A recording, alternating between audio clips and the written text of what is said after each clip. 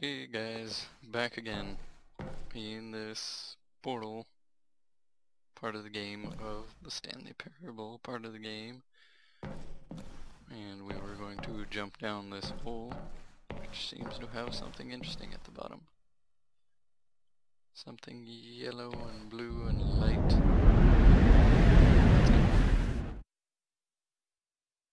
Work in progress. Filing cabinets. Beta. Which one do we take now? Oop. Oops.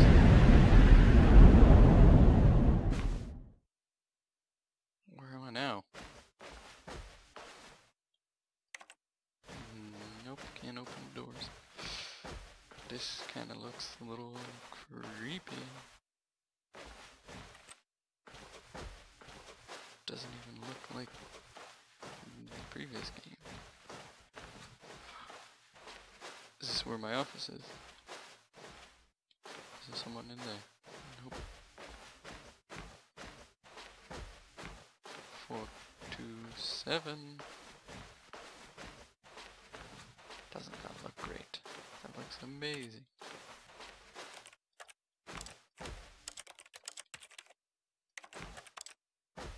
Doing quite a lot of work.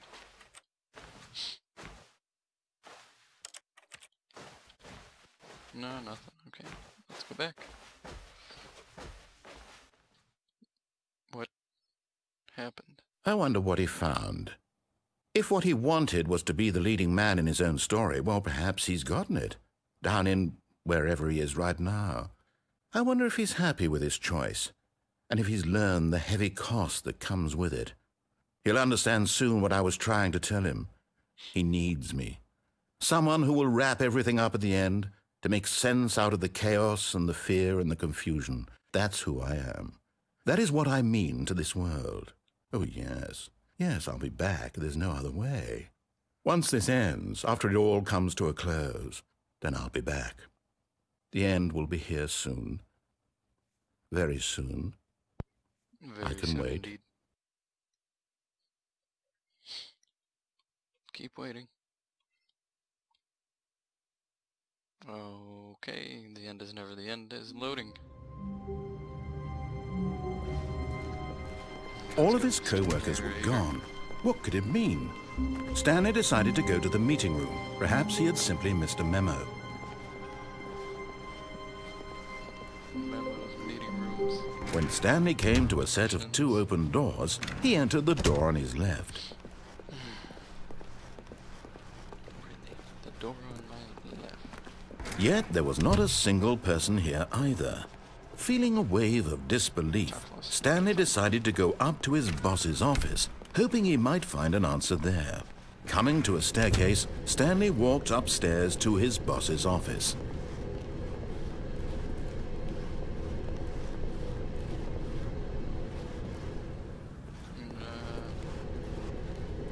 Already dealt with that. Let's see what's at the bottom of the stairs.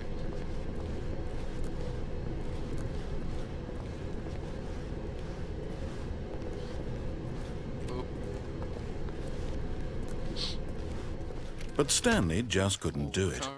He considered the possibility of facing his boss. Admitting he had left his post during work hours, he might be fired for that.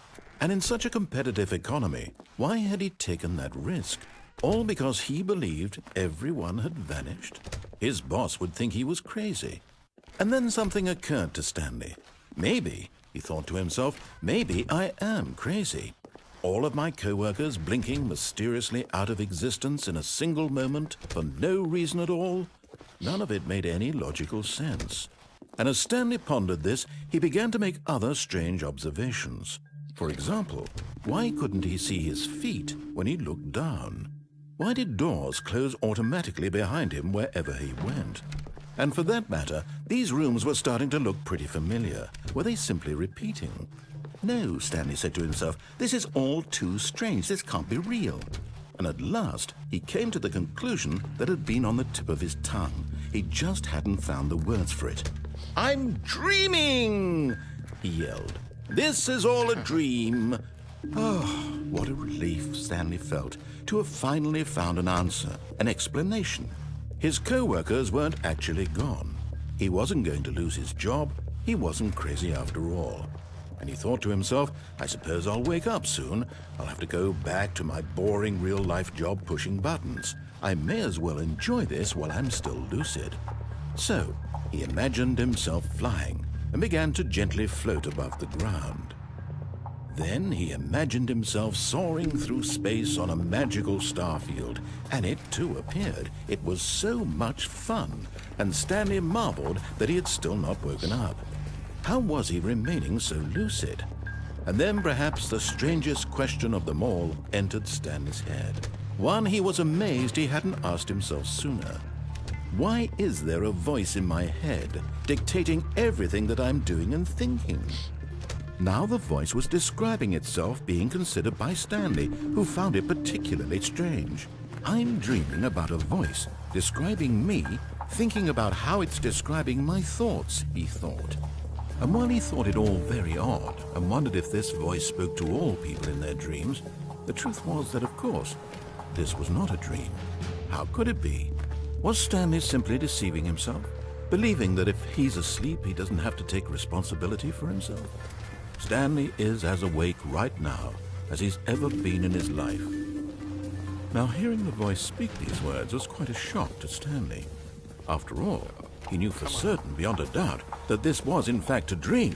Did the voice not see him float and make the magical stars just a moment ago? How else would the voice explain all that? This voice was a part of himself too. Surely, if he could just...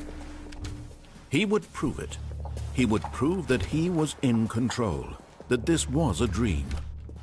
So he closed his eyes gently, and he invited himself to wake up. He felt the cool weight of the blanket on his skin, the press of the mattress on his back, the fresh air of a world outside this one. Let me wake up, he thought to himself. I'm through with this dream. I wish it to be over. Let me go back to my job. Let me continue pushing the buttons. Please, it's all I want. I want my apartment, and my wife, and my job. All I want is my life exactly the way it's always been. My life is normal. I am normal. Everything will be fine. I am okay. Nope. No links. Stanley began screaming. Please, someone, wake me up. My name is Stanley. I have a boss. I have an office. I am real. Please, just someone tell me I am real. I must be real. I must be. Can anyone hear my voice? Who am I? Who am I? And everything went black. Ouch. This is the story of a woman named Mariella. Mariella woke up on a day like any other.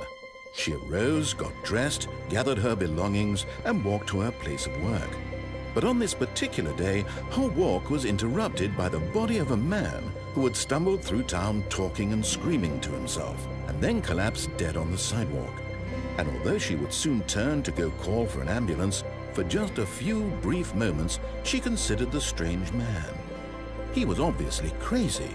This much she knew. Everyone knows what crazy people look like. And in that moment, she thought to herself how lucky she was to be normal. I am sane. I am in control of my mind. I know what is real and what isn't. It was comforting to think this, and in a certain way, seeing this man made her feel better.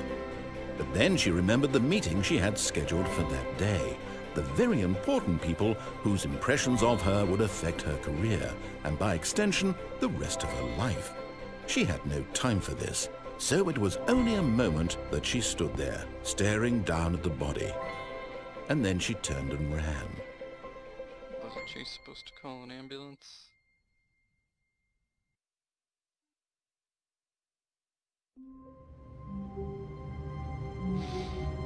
Well, that was one of the many interesting endings to the Stanley Parable. All of his co-workers were gone.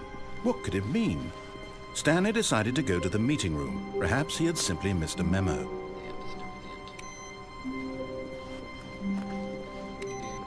No matter how hard Stanley looked, he couldn't find a trace of his co-workers.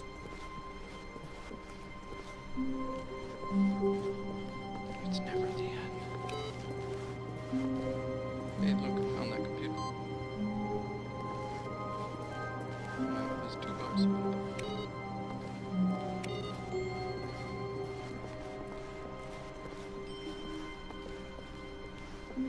When Stanley came to a set of 2 open doors, this was not the correct way to the meeting room, and Stanley knew it perfectly well.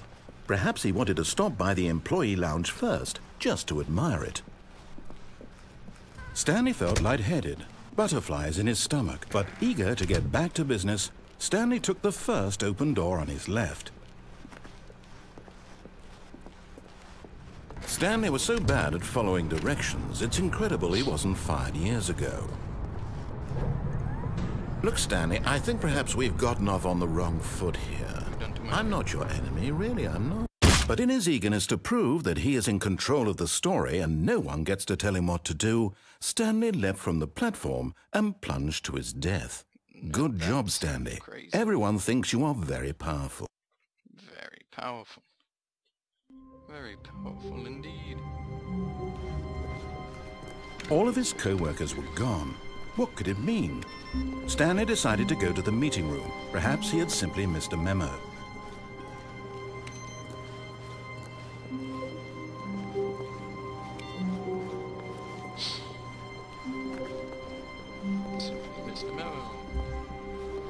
When Stanley came to a set of 2 open, this was not the correct way to the meeting room, and Stanley knew it perfectly well.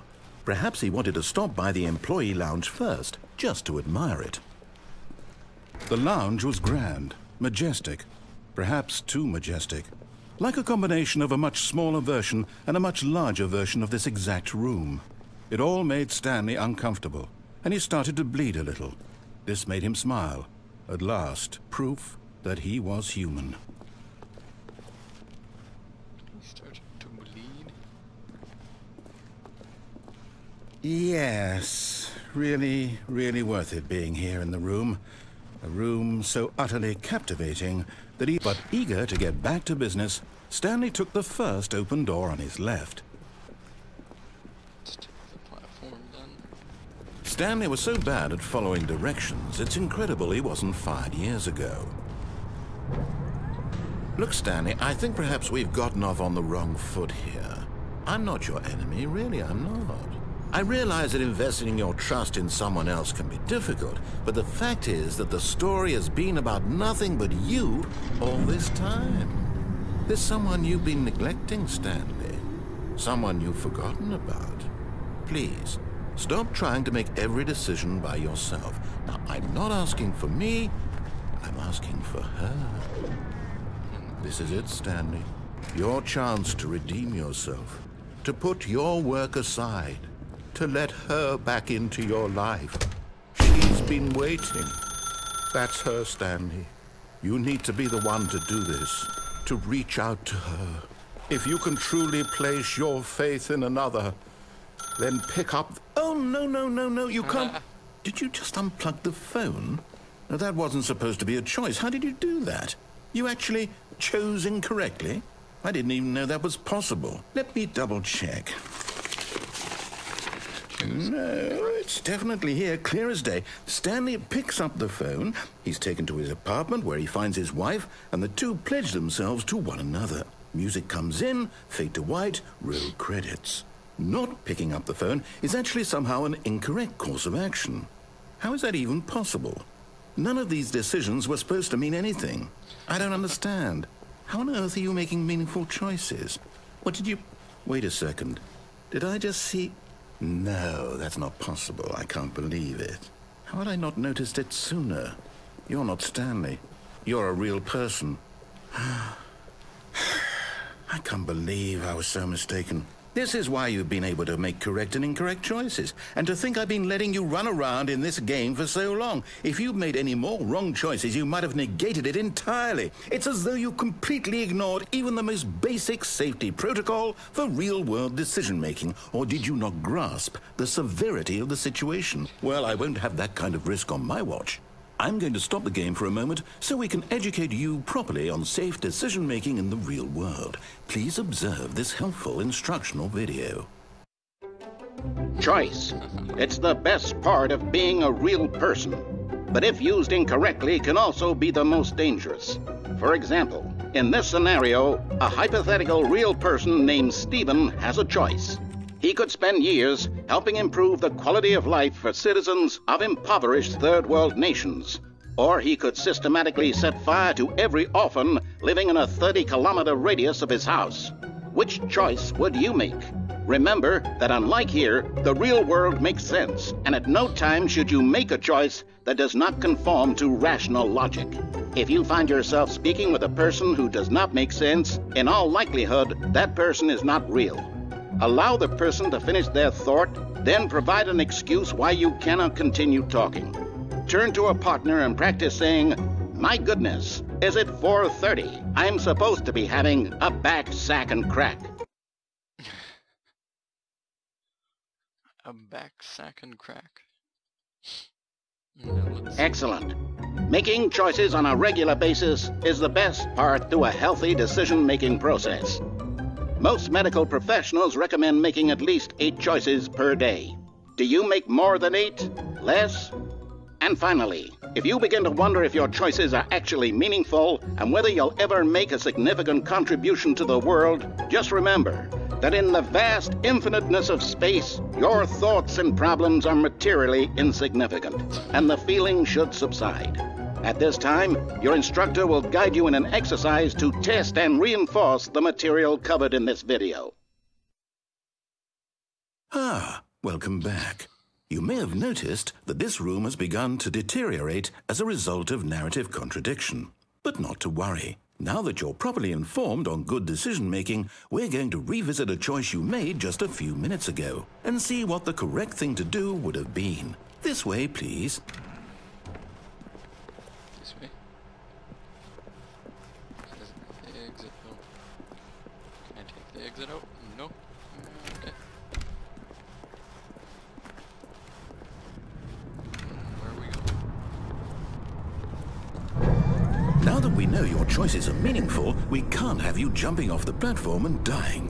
Imagine the main character dying senselessly halfway through the story. That story would make no sense at all. We just need to get you home as soon as possible before the narrative contradiction gets any worse. Unfortunately, it seems this place is not well equipped to deal with reality. Okay, so where do I go? Back up here.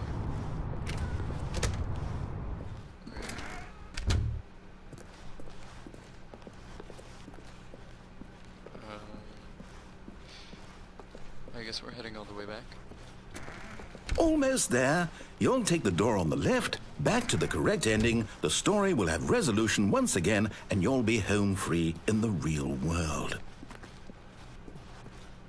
Correct ending. Now remember, all you need to do is behave exactly as Stanley would. That means choosing responsibly and always putting the story first. I'm quite sure you'll be up to the task. Just follow my lead and you'll be fine. All right. When Stanley came to a set of 2 open doors, he entered the door on his left. Oh.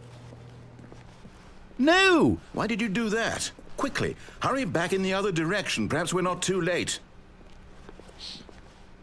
Looks like pretty late to me.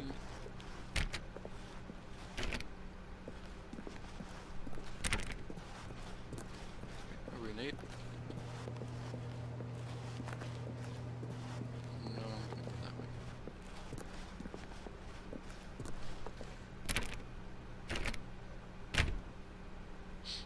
One, two, three. The question mark?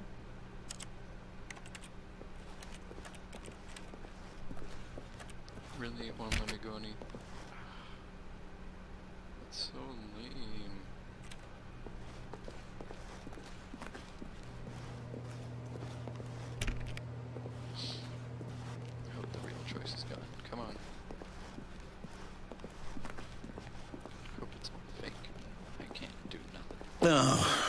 ruined. I can't believe, after everything we talked about, that my story, you've destroyed my work. Why? For what? What did you get out of that? What did you think was so special about seeing the game undone, left here like so much garbage? It's worthless now. And what am I supposed to do? Even if there were a way to continue, would it be worth it? To know that my story is now incorrect? How can I go back to that? I can't erase that knowledge. I'll have to live with it forever, reliving its impossibility forever. I couldn't live that way. Is it better to shut the game down entirely? To willingly destroy all of my work? I don't know. What's the answer? What do I do? What do I do? What do I... No, I have to. I have to shut the game down. I have to. I have to. Stepping stones from the chairs. Come on. It's all gone. Oh! I'm here. I'm still here. Here in this pile of rubbish. With you. You, who thought you were so clever. Now look where we are. My entire game is destroyed. It was the only thing in the world that was mine, and you've run it into the ground. What, did you think that would be funny? You just had to see? Didn't I impress upon you how important it was to be like Stanley? He actually knows how to do what I tell him to. He understands that if I say to do something, there's a damn good reason for it. That thought hadn't even occurred to you, had it? That there's a world outside of you?